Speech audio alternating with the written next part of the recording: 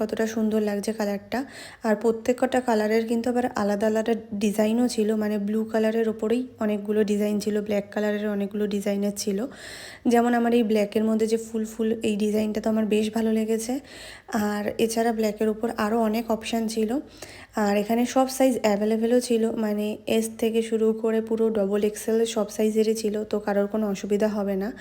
আর এই যে দেখো ব্ল্যাকের মধ্যে আরও কত অপশান রয়েছে, বেশ ভালো ছিল।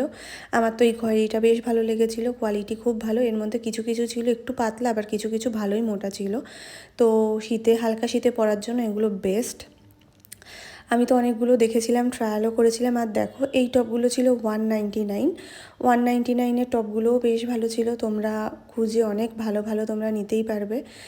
আর এগুলো ছিল 299। এখানে অনেক ড্রেসও ছিল মাত্র 299-এ, যেমন এই ড্রেসটা ছিল বেশ ভালো। এছাড়াও অনেক ড্রেস আমি দেখলাম যেগুলো রিয়েল